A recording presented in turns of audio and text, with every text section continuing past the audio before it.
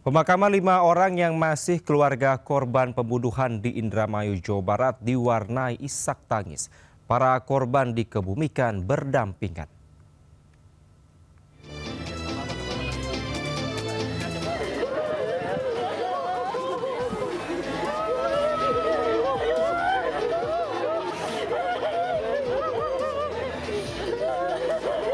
Suasana duka menyelimuti kedatangan 5 jenazah satu keluarga yang ditemukan dalam satu liang lahat di halaman rumah mereka. Kelima jenazah dibawa ke masjid terdekat untuk disolatkan.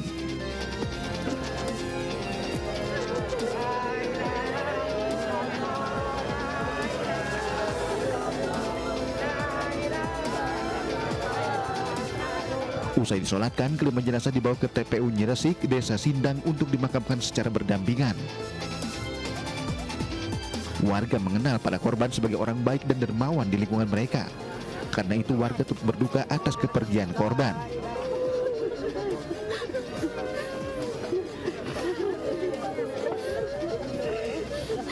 Pihak keluarga berharap pelaku segera ditangkap dan mendapat hukuman seberat-beratnya, serta menyerahkan kasus ini sepenuhnya ke pihak kepolisian.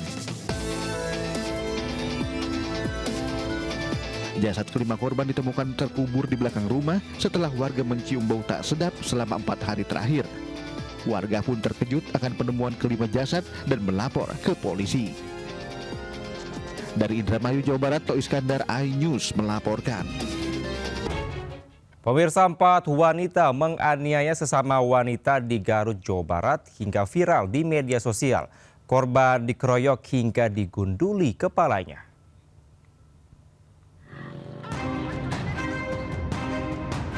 Korban SA, wanita 20 tahun tak berdaya, usai dianiaya secara brutal oleh para pelaku sesama wanita.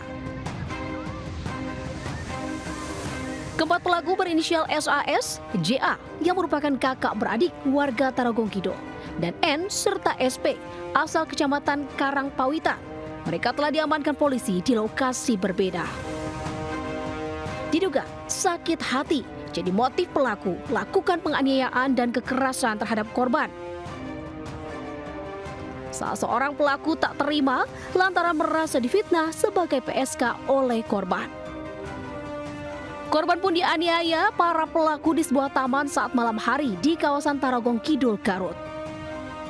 Ironisnya, usai dianiaya bahkan kepalanya digundul, kejadian tersebut diunggah di media sosial hingga viral. Motif dari pengeroyokan tersebut, jadi tersangka SAS merasa difitnah oleh korban SA 20 tahun. Kini keempat pelaku diamankan di tahanan Polres Garut dan dijerat pasal kekerasan serta pengeroyokan dengan ancaman 7 tahun penjara. Dari Garut, Jawa Barat, Iis Solihin, iNews melaporkan.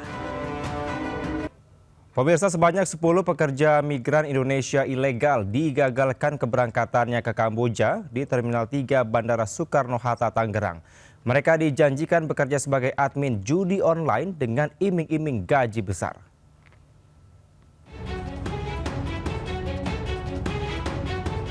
Unit Jatan-Ras Polresta Bandara Soekarno-Hatta, Tangerang mengamankan 10 pekerja migran ilegal yang hendak terbang ke Kamboja. Diketahui, para korban dari daerah Sumatera Utara ini dijanjikan bekerja sebagai admin situs judi online. Dari hasil pengembangan, polisi pun menangkap 2 pelaku yang memiliki berbagai peran. Satu pelaku berperan merekrut korban melalui media sosial, sementara lainnya membantu proses pemberangkatan. Hasil pemeriksaan menyebut modus operandi para pelaku membuka lowongan di media sosial dan memfasilitasi pembuatan paspor serta tiket keberangkatan para korban dengan gaji fantastis. Pertama dari iklannya yang membuat tertarik para pencari kerja, yaitu gaji yang ditawarkan. Gaji yang ditawarkan itu kisaran 9 sampai 12 juta. Sehingga para pekerja migran ini tertarik dan tidak memikirkan resiko ataupun proses pemberangkatan yang diketahui adalah non prosedural. Para Para korban selanjutnya diserahkan ke BP3MI untuk dipulangkan, sementara para pelaku terancam hukuman 15 tahun penjara. Dari Tangerang, Banten, Hasnugara melaporkan.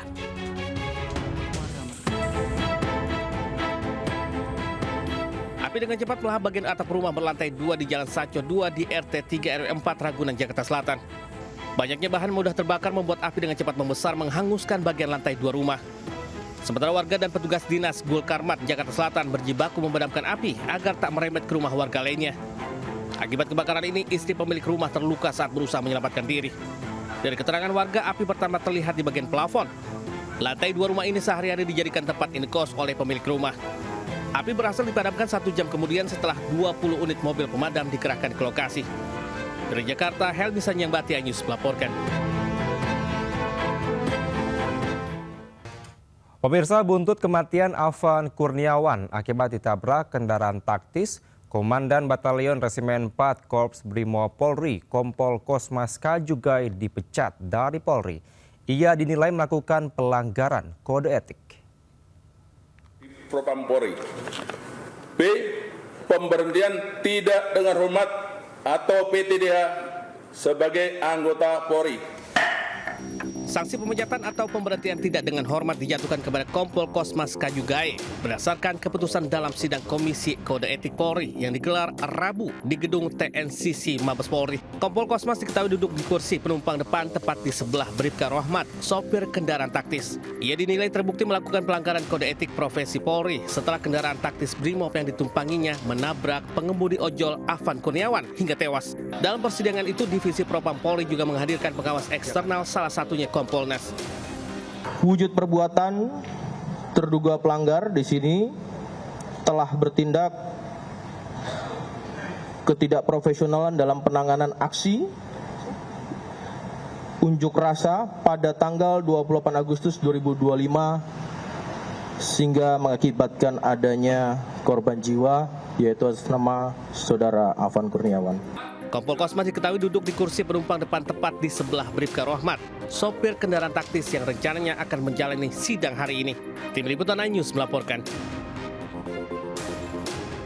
Sementara 7 pemilik akun media sosial ditangkap polisi karena diduga melakukan provokasi yang berujung kericuhan dalam unjuk rasa di Jakarta akhir Agustus lalu.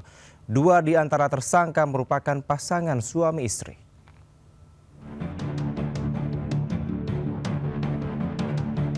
Patroli Siber Bareskrim Polri memblokir sebanyak 592 akun media sosial dan konten yang diduga menyebarkan provokasi. 7 tersangka kemudian ditangkap setelah polisi menerima 5 laporan. Di antara para tersangka, 2 diantaranya merupakan pasangan suami istri berinisial SB, 35 tahun, dan G, 20 tahun. Mereka diduga mengumpulkan orang untuk menjarah kediaman anggota DPR Ahmad Sahroni dan Polres Jakarta Utara. Merupakan keduanya adalah suami istri.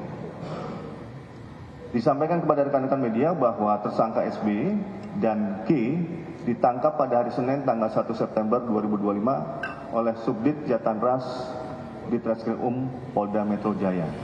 Ketujuh tersangka kini telah ditahan polisi di Rutan Bareskrim dan Polda Metro Jaya. Mereka dijerat pasal berlapis Undang-Undang ITE dan pasal 160 KUHP dengan ancaman hukuman hingga 6 tahun penjara. Tim Liputan News melaporkan.